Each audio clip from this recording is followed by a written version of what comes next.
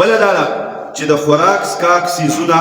غورځولو نه ممانعت راغلی. حضرت عائشه رضی الله تعالی عنها فرمایي وی نبی کریم صلی الله علیه وسلم به چې کله کور ته تشریف راوړو وی چېرته کې د روټۍ یوه ټوکړه به یو ځای کې ورته په نظر باندې راغله وی نبي علیه السلام به هغه راوچته کړه او صفا به کړه او وی وبې خوړه او فرمایل به ای عایشې د خپل کرم او د خپل عزت خیال ساته. یعنی دا خوراک سکاک دا زمونږ او ستاسو عزت دی چې دا مونږ له الله راکړی د دې بې عزتي نه ده پکار. لکه بعضې وخت کې کېږي کوم کور کې چې دا ماشومان وي نو په هغې کې اکثر مونږ ماشومانو له ټوکړه ورکړو نو هغې وخوري څه هغه بیا مونږ راوالو چېرته واچو ډسبین کې. ډسبین بیا د ګن په ډېري باندې اوړي هغه روټۍ قسم دی څو ځلې ما په خپله باندې په نالۍ کې روټۍ لیدلې ده چې پرته ده. څو ځله به تاسو به هم لیدلي چڼې او دال خو پکې روان دي هغه خو عام شو وریجې پکې روانې خو د روټۍ ټوکړې په دې باندې سوچ وکړه چې دا هغه رزق دی چې چا پې محنت کړی دی او ویې کړی هغه رزق دی چې الله بیا په خپل شان لایقه سره د ځمکې نه راوچت کړه. هغه رزق دی چې دې باندې خواري وشوه رااورېبلې شو اوچ شو ترېشل شو جنګ دې له راغې اوړه شو هغه اوړه موږ په پیسو واخیستل هغه پیسو باندې څومره محنت شوی و هغه اوړه کور ته راله وادې کړل او پاخه دې کړل بیا دې په نالۍ کې وغورځول. نو دا د رزق د بندېدلو او په رزق کې د برکت د ختمېدلو یوه لویه وجه دا هم کیدی شي چې مونږه روټیانې په نالو کې پرتي او په کوڅو کې پرتي او په ډسبینونو کې پرتي داسې کول نه دي پکار. که د خوراک نه ده صفایي یې ګرانه ده یا اوچه شوې ده راوچته کړه یو شاپر کې واچوه. د ښځو نه خو هسې هم څه نه زیاتې کېږي کله دغه راشي کباړیان ولې ورکړه که خرڅه یې کړه خرڅه یې پرېږدې نه خو بعضې وخت کې خیال نه ده ټوکړې همداسې روان نو د رزق یوازې روټۍ نه چې هر یو سیز دی هغه به ناړی. دا د څښاک سیز ستاسو زمونږ خیالي بعضې وخت کې دا پیپسي یا شربت څوک راوباسي ګیلاس کې نو زمونږ په هر یو سیز کې نه خوري نو وبسکو په اخره کې به پکې لږ پرېږدو نو هغه خو بیا ویسکي نه هغه مشروبات چېرته ووړي هغه بیا په نالو کې وړي. غټ ګیلاس دې وڅکو د پیشني بچیان دا یو انچ پاتې دی خو دا مو وڅکه که نه دې کې څه دي ښه خوراک به راوځي هر څه به وخورو په اخره کې به لږ سالن پاتې شي مه صفا کوه پرېږده بیا به و چې داسې نه وو. نبي علیه الصلاة وسلام نه بله لویه هستي شته مبارکه هغه به په خپله باندې لوښې صفا کړو او وبې فرمیل په روایت شته دی وایي چې نبي علیه الصلاة وسلام وفرمیل چې دا لوښې دعا کوي چې څنګه دې زه د کن نه څنګه چې دې زه صفا کړم او آزاد دې کړم الله دې تا د جهنم نه آزاد کړي. څومره لویه دعا ده. بل په مسجد کې خوراک سکاک کول روایت پېشته خو وروسته بیا هغې باندې تنقید راغلی دی چې په مسجد کې نبي علیه الصلاة وسلام خوراک کړی صحابه ورسره کړی وایي شاید چې دغه موقع د اعتکاف وه د اعتکاف په دوران کې معتکف په مسجد کې خوراک کوي شي. د دې نه علاوه عالمان وایي که په مسجد کې دسترخوان خور شي او د پرزې د غورځېدلو خطره نه نو جایز دي خو ښه خبره نه ده بهتره نه ده او کله داسې نه هم داسې کېدی وایي دا یو قبیحه عمل دی چې په جومات کې وریجې ورسه پرېوځي او بیا وروسته په جارو باندې را جارو کې او را سېرته کې غورځولې دي پکې ولې دسترخوان لازمي دی او چې دغه بندوبست دی نو هم په جومات کې به بیا بالکل نه خوري او چې دغه وي نو ښه خبره نه ده. اوس د تبلیغ والا شو یا مسجد کې څوک پاتې کېږي د هغې مجبوري ده.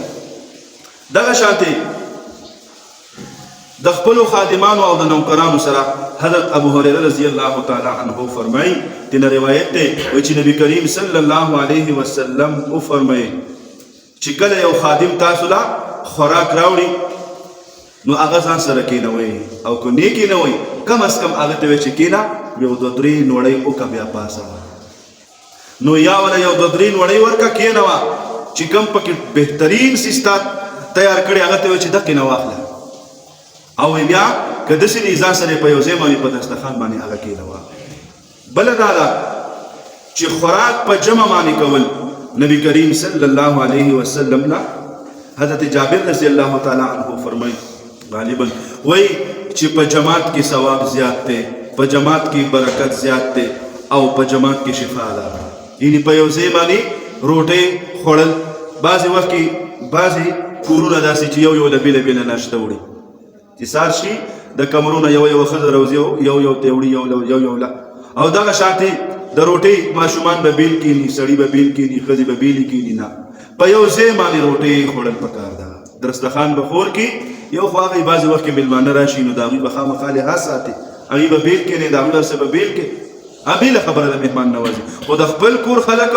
په شریکه باندې کېناستل نبي کریم صلی الله علیه وسلم عادت مبارک وی دا چې اکثر به ځان سره خامخا څوک کېنولي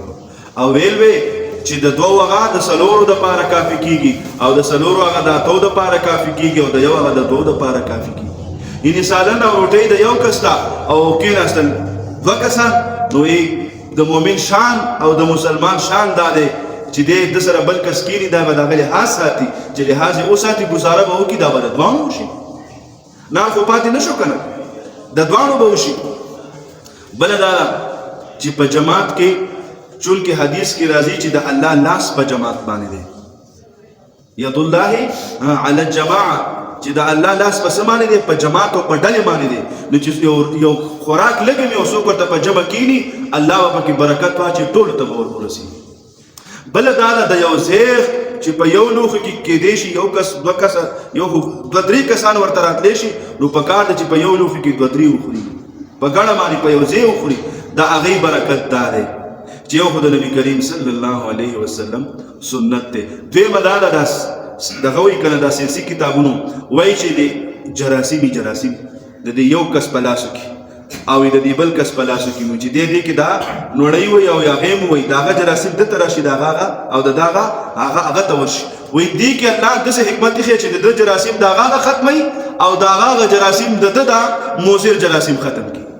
نو دغه دې پکې دنیایي فایده شوه او بله پکې دغه د جماعت خبره شوه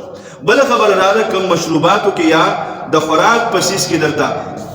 مچ پرېوتو نو د ترمذي شریف حدیث دی چې نبی کریم صلی الله علیه وسلم فرمایي د مچ په یو وزر کې جراثیم دی او په بل کې شفا ده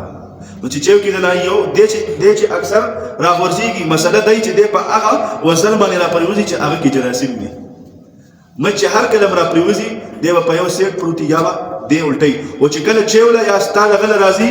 دی به په جراثیم والا په وزر باندې راپرېوځي نو یې ښه له اوبه ورکوه چې کوم دا د شفا والا وزر دی چې دا ډوب شي نو ستا هغه مشروب پاک شو دې ته نه اوچت کوه هغه وڅښه